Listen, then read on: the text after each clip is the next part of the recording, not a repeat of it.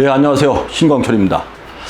오늘도 한국인을 알면 한국이 보인다는 내용 중에서 선택을 해서 1시간 동안 강의하도록 하겠습니다. 오늘 주제는 방탄소년단 아시죠? 네, 방탄소년단 BTS. 이 BTS가 어떻게 해서 한국에서 나왔을까에 대해서 강의를 하도록 하겠습니다. 저는 개인적으로 이런 생각을 합니다. 이 꽃 한 송이가 피어날 때 그냥 피어날 리가 없습니다. 사계절을 다 견뎌야만이 봄이 오면 꽃이 피고, 그 다음에 모든 꽃들은 꽃이 피는 시기가 있습니다. 꽃마다 시간표가 있다는 얘기입니다. 그 다음에 꽃마다 계획표가 있습니다. 어떤 꽃은 빨간 꽃으로, 어떤 꽃은 노란 꽃으로 피어납니다. 그럼 시간표와 계획표가 있다는 건데, 그냥 이루어지는 것이 아니라 그만큼 큰 어떤 뒤에서 받쳐주는 힘이 있을 때 그 꽃이 피어나는 겁니다. 그러니까 동시에 개나리가 봄이 오면 다 피어나고 진달래가 피어나듯이 어떤 한 현상이 일어난다는 것은 그 저변에 깔려있는 것이 도와주었을 때 가능한 겁니다. 저 마찬가지로 한국의 지금 방탄소년단이 세계적인 한류 현상을 이끌어가고 있는데, 이들은 왜 일어났을까? 당연히 이유가 있습니다. 이유가 없이 사회 현상이 일어날 리는 없습니다. 저는 오늘 이 사회 현상이 도대체 어떤 면에 있어서, 우리가 가지고 있는 면이 있어서 방탄소년단이 세계를 이끌어 나가고 한류가 만들어지고 있는가에 대해서 오늘 말씀을 드리려고 합니다. 지금 여러분들이 보시고 있는 이 장면이 아이돌 역사를 새로 쓰고 있는 방탄소년단의 모습입니다. 중심에 방시혁 씨가 있습니다. 방시혁 씨가 이 역사를 이끌어 나가는데 큰 주역을 하고 있지만, 결국은 한국의 문화 정신, 문화 유전자가 뒷받침하고 있다는 것은 틀림없는 일입니다. 지금 엄청난 모습을 보여주고 있습니다. 여러분들이 보시면 그냥 재미삼아서 한번 보시면 됩니다. 이 방시혁 씨가 지금 약 7억 7천만 달러를 벌었다는데, 우리 돈으로 계산하니까 한 8천억 정도가 되더라고요. 예. 그 다음에 2019년 3월 감사보고서 내용을 보니까 매출이 2천억 원입니다. 영업이익이 600억 원, 순이익이 500억 원. 이 수치를 봤을 때 우리는 이제 실감하지 못하지만, 진정 놀라운 것은, 이 얘기를 듣고 진짜 전 놀랐어요. 지금 우리가 항공산업이 상당히 어려웠습니다. 여행자가 다 끊어지고 그래서 상당히 힘들어 하는데, 그것을 채워주고 있는 것이 또 방탄소년단의 한 부분적인 힘이라고 합니다. 놀라운 얘기입니다. 항공물류의 40%가, 무려 40%가 방탄소년단에 대한 자료에 대한 이야기라고 합니다. 그만큼 우리는 엄청난 사회 현상을 만들어 나가고 있는 현상에 우리도 동참하고 있다고 보시면 됩니다. 오늘 이야기도 지난 시간과는 마찬가지입니다. 제가 요즘에 강의하고 있는 내용은 이 두 책에서 거의 따온 얘기입니다. 소설 환단곡이라는 것을 제가 써놓는데, 이 환단곡이 내용에 들어있는 내용과 극단의 한국인, 극단의 창조성이라는 책에서 발췌를 해서 또 거기에 있는 중심 내용들을 이끌어내서 오늘 이야기를 엮어가려고 합니다. 한류가 도대체 무엇인가? 아주 짤막하게, 제가 여러분들 너무 많이 들어서 한류에 대한 인식은 다 가지고 있습니다. 그래서 이 이야기가 중심이 아닙니다. 오늘 제 이야기는 한류는 도대체 무엇인가? 그냥 간단하게 이야기하면 이렇게 됩니다. 1990년대 말 아시아에서 일기 시작한 한국의 대중문화입니다. 처음엔 중국의 드라마를 수출하면서 우리가 붐을 일기 시작했고, 그 다음에 일본 수출을 하면서 비약적으로 이제 발전하기 시작합니다. 이것이 이제 한류의 중심 현상입니다. 이것이 대중적이고 세계적인 인기를 얻게 된 현상을 우리는 한류라고 얘기하는데, 한류 현상에 대해서 말씀드리는 것이 아니라 한류는 왜 일어났는가에 대해서 오늘 중심 과제입니다. 그 한류는 대부분이 현재는 이겁니다. 드라마가 처음에 출발을 했고, 그 다음에 가요, 케이팝, 그 다음에 영화, 게임, 한식, 김치, 고추장, 라면 같은 여러 가지 한식이 중심 축에서 지금 한 역할을 하고 있습니다. 그 다음에 화장품과 가전제품에까지 지금은 그 영역을 넓혀가고 있습니다. 이 한류 현상 자체로 인해서 이러한 여러 가지가 주변 문화와 산업까지도 세계를 이끌어 나가는데 한 역할을 하고 있는 겁니다. 저는 이 문화 이동을 이렇게 생각을 하고 있습니다. 문화 이동은 그냥 생겨날 리가 없는 겁니다. 아까 좀 전에 말씀드린 것처럼 꽃 한 송이가 피어나기 위해서 4계절이 다 필요합니다. 한 계절에 피어나는 꽃이지만 4계절이 필요한 겁니다. 그 다음에 그것이 동시에 피어나기 위해서 한 계절에 같은 꽃이 쭉 피어나는데 이것이 그냥 일어나는 일이 아니듯이 마찬가지로 한류도 그냥 일어나는 일이 아닙니다. 지금 세계 문화는 유럽 문화에서 미국 문화로 넘어갔습니다. 그래서 세계 문화는 지금 미국이 주도를 하고 있습니다. 미국이 이끌어 나가고 있는 이 문화를 한때 70년대, 80년대, 90년대 초까지 일본이 한때 잡았었습니다. 그래서 이 유럽 문화가 미국으로 건너가고 미국 문화가 다시 동양으로 들어올 때 일본이 한때 인류라고 그래가지고 세상을 이끌어 나간 적이 있습니다. 그래서 일본의 드라마나 일본의 노래가 세계의 전파를 일부 탔던 적이 있습니다. 그러나 곧 사그러들었습니다. 그 현상은 일본의 창조성 능력이 현저하게 떨어져서 지금 현재에는 일본의 문화가 낙후 쪽으로 다시 기울어 가고 있습니다.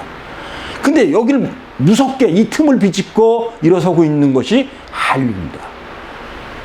이 문화가 유럽, 미국, 일본이 일어났다 반짝해서 다시 사그러들 때 다시 지금 동양의 한 나라에서 중심축을 이루고 있는 나라에서 한국이 올라가고 있는데 그냥 올라갈 리가 없다는 겁니다. 그러면 이 문화는 미국 문화가 동양으로 온다는 것은 모든 학자들이 공통적으로 얘기하고 있습니다. 어느 일부분이 얘기하는 것이 아니라 많은 학자들이 결국 미국 문화는 동양 쪽으로 넘어올 수밖에 없다고 얘기를 하는데 그럼 이것을 받아들일 나라가 어느 나라에 있냐는 겁니다. 제 생각엔 이렇습니다. 중국이 받아들일 수 있을까? 저는 어렵다고 봅니다. 인구도 많고 땅도 넓고 문화적인 저변은 있지만 그들은 공산사회에서 독재를 아직도 유지하고 있는 나라 중에 한 나라라고 얘기할 수 있습니다. 독재가 유지되는 상황에서는 새로운 문화 탄생이 어렵습니다. 왜냐하면 모든 문화는 자유를 먹고 살기 때문입니다. 그러면 다음 나라, 일본은 지금 올라오다가 주저앉았다고 제가 말씀드렸습니다. 그러면 큰 나라가 또 있는데 인도가 있습니다. 인도는 아직 그런 준비 단계가 완성되지 않았다고 봅니다. 그럼 동남아의 국가들이 받아들일 나라가 현재 있느냐? 그것도 현재는 숙성되지 않은 상태라고 저는 봅니다. 그렇다면 동양에서 봤는데 동양 대륙 쪽에서 분명히 미국 문화를 받아서 새로운 문화를 생성할 수 있는 나라가 나올 거라고 얘기를 하는데 그럼 어느 나라냐 이겁니다. 저는 분명히 말씀드리지만 그것은 한국이 가능하다고 보는 겁니다. 한국이 가능한 이유를 지금부터 조금씩 하나씩 살펴 들어가도록 하겠습니다. 여러분들이 지금 보시고 있는 장면만 봐도 우리가 얼마나 큰 문화 현상 속에 있는가를 여러분들은 이해하실 수 있습니다. 먼저 보세요. 이 방탄소년단의 모습입니다. 그리고 밑에는 비틀즈입니다. 이 네 명이 유럽의 문화를 미국으로 넘겨줄 때 아주 중요한 역할을 했던 사람들이 비틀즈입니다.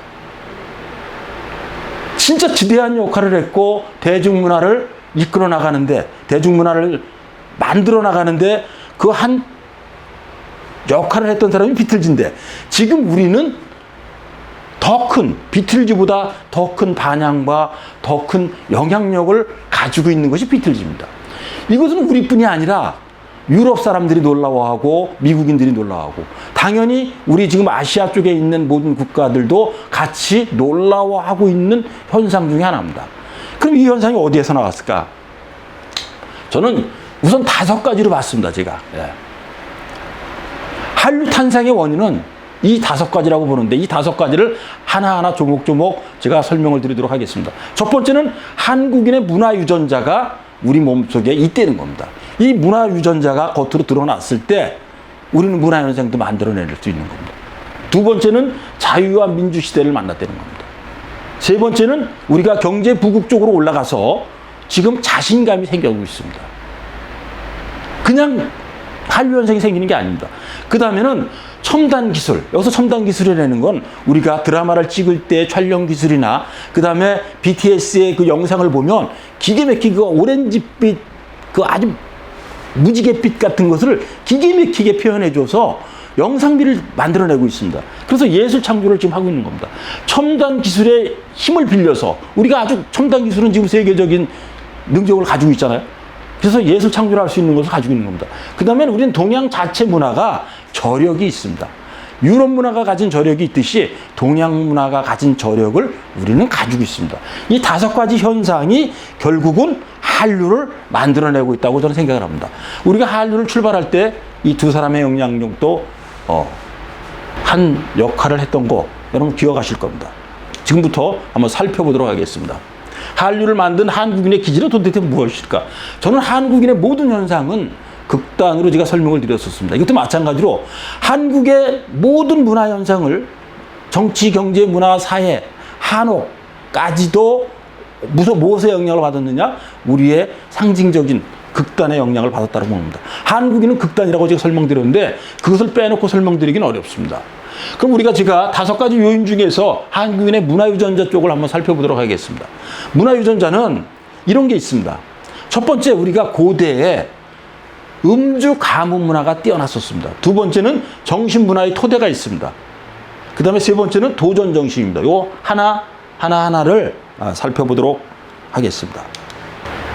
우리 고대에 우리 전통 문화에 가지고 있는 게 있다고 지금 말씀드렸습니다. 한번 살펴보시면 우리는 얼마나 춤추고 노래하고 밝게 살고 이런 것들을 같이 가지고 있느냐.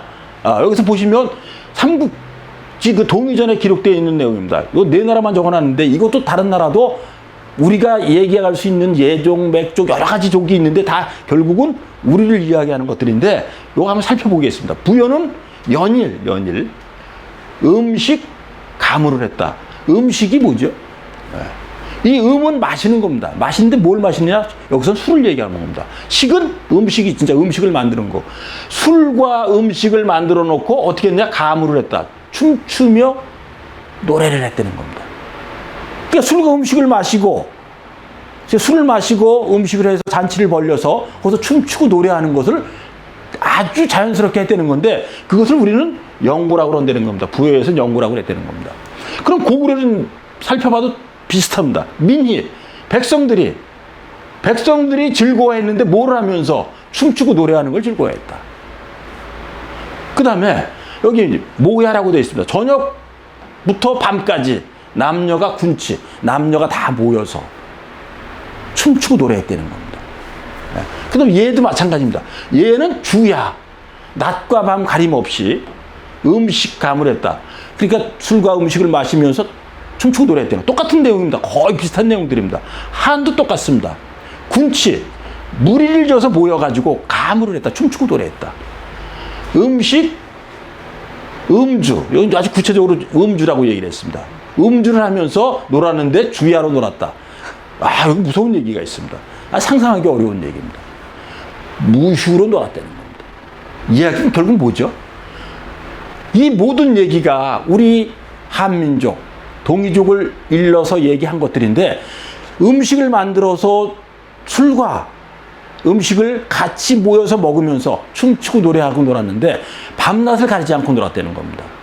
그 다음에 남녀가 모여서 놀았는데 군창과 군무를 한 거예요. 결국은 그게 뭐죠? 지금으로 이야기하면 떼창과 떼춤을 밤낮을 가리지 않고 무휴로 놀아온 것이 우리 한민족입니다. 이 문화유전자가 우리 체내 정신 속에 숨어 있는 겁니다. 이것이 한류를 만들어내는데 중요한 역할을 했다고 저는 분명히 보는 겁니다. 그 다음에 이제 우리의 정신을 극단적인 2개로 본다고 제가 말씀을 드렸습니다. 한번 살펴보시면 저는 우리 문화를 2가지의 극단을 같이 가지고 있고 어떤 때로는 양극단을 가지고 있는 반면에 다극단을 가지고 있다고도 말씀을 드렸습니다. 빨리빨리 서두르는 냄비 근성과 은근과 끄기로 꾸준히 지속하는 뚝배기 기질을 같이 가지고 있습니다. 그래서 우리는 빨리빨리 서두르는 이 냄비 근성은 서두르는 힘입니다. 무언가를 한번 일을 시작하면 빨리 만들고 그 다음에 어떻게든지 밤을 새서라도 일을 만들어내가지고 짧은 기간 내에 무언가를 일으켜내려고 그러는 힘입니다. 저는 이것을 서두르는 힘이라고 봅니다. 그러니까 서두르는 힘이 어디서 나오느냐, 빨리빨리 할 수 있는 힘은 어디서 나오냐면 머리가 좋고 상황 판단이 잘 됐을 때 빨리빨리 할 수 있는 겁니다. 머리가 낮고 세상을 읽어낼 줄 모르는 사람은 빨리빨리 할 수가 없습니다. 빨리빨리는 지혜로운 사람만이 가능한 겁니다. 그래서 빨리빨리는 이 냄비근성이라고 제가 얘기를 하지만 이것은 이 서두르는 힘, 무언가를 빨리 이루어내려고 하는 그 힘을 저는 빨리빨리해서 찾습니다. 그 다음에 우리는 또한 이 반대편에, 빨리빨리 반대편에 뚝배기 기질입니다. 냄비에 반대되는 뚝배기 기질인데 은근과 끈기가 있습니다. 이 은근과 끈기는 뭐냐면 지속하는 힘이에요. 뭘 한번 하면 끝까지 가는 겁니다. 그러니까 우리나라에 저기 K-팝이나 드라마 같은 것을 연습생 시키면 우리나라 애들은 아주 끝까지 참고 견딘다고 그럽니다. 미국, 유럽, 그 다음에 동남아, 중국이나 일본 사람들을 우리나라에 데리고 와서 다 같이 훈련생으로 교육을 시키면 우리나라 아이들이 끝까지 버티고 나중까지 견뎌내서 성공하는 확률이 외국에서 온 아이들보다 훨씬 더 강하다랍니다. 그리고 우리는 이 지속하는 힘이 기본적으로 있는 거예요. 그래서 우리는 빨리빨리 서두르는 이 냄비근성은 결국 서두르는 힘으로 무언가를 잘 밤을 새면서까지 일을 만들어내려고 그러는 그 열정과 의욕을 보이는 것이고, 은근과 끈기는 그 열정과 의욕을 계속 지속해서 가는 겁니다. 이 두 가지가 우리한테는 유전자 속에 들어있다고 보는 겁니다. 그 다음에 이 정서적으로 뭐 한과 흥을 제가 말씀드린 적이 있습니다. 이 한은 뭐라 그랬죠? 외압에 의해서 눌렸을 때 참고 견디면 생기는 감정이라고 그랬는데 우리는 너무나 잘 참는다고 제가 말씀을 먼저 강의에서 말씀드린 적이 있습니다. 이게 결국 뭐냐면 우리만이 가진 독특한 정신인데 외압에 의해서 눌렸을 때 참고 견디면 우리는 뭐로 나타난다고 그랬죠? 제가 화병으로 나타난다고 했습니다. 근데 이 화병은 다 몸으로 나타난다고 말씀을 드린 적이 있습니다. 그래서 다른 나라에서 볼 수가 없는 아주 독특한 현상을 우리 이런 걸 가지고 있는데 이 한은 참고 견디는 힘입니다. 한은 참고 견디는 거예요. 내가 어려움을 당했어도 누군가가 나를 억눌러도 그것을 참아내고 견뎌내서 결국은 내 내부적으로 풀어내려고 하는 힘이 있는 겁니다. 이것이 한입니다. 네. 그것이 결국 화병까지 연결이 되는, 얼마나 많이 참고 참아가지고 화병까지 걸리겠습니까? 우리는 이런 기질을 가지고 있는 거예요. 그러니까 무언가를 한번 하면 어려움도 극복해낼 수 있는 힘이 여기서 나오는데 그것을 너무 참아가지고 결국은 문제가 생길 수도 있는 겁니다. 그게 화병입니다. 한의 반대, 한은 주저앉는 감정입니다. 흥은 일어나는 감정입니다. 이걸 우리 신명이라고 그러는데 이 흥은 놀면서 즐기는 힘이잖아요. 그 놀면서 너무나 즐기는 거. 아까 좀 전에 제가 말씀드린 적 있죠. 춤추고 노래하는데 떼창과 떼춤을 춘다. 근데 밤낮을 가리지 않고 하고 무유루했다고 그랬습니다. 이것이 한국인입니다. 한도 끝도 없이 놀고 즐기고 다 같이 모여서 함께 노는 것을 우리 문화유전자 속에 가지고 있는 겁니다. 이것을 정리를 하면 이렇게 됩니다. 제가 빨리빨리 서두르는 냄비근성과 은근과 끈기의 뚝배기 기질을 같이 가지고 있다고 얘기했는데 이것은 결국 서두르는 힘인데 상황을 파악하고 무언가를 만들어내는데 밤낮을 가리지 않고 그 다음에 어떤 방법이든지 다 연구를 해서 만들어내려고 하는 힘입니다. 이게 이 서두르는 힘이 결국은 큰 K-팝이나 드라마 같은 걸 만들어내고 첨단 과학을 만들어내는데 한 힘이 된다는 겁니다. 이 반대편에 있는 힘은 지속하는 거라고 제가 말씀드렸습니다. 서두르고 지속한다. 서두르는 걸 지속한다. 이 이야기는 뭐냐면 빨리빨리 서두르는 것을 평생을 한다는 겁니다. 그게 남들보다 더 빨리 만들어내고 더 확실하게 만들어낼 수 있는 힘이 여기서 나오는 거예요.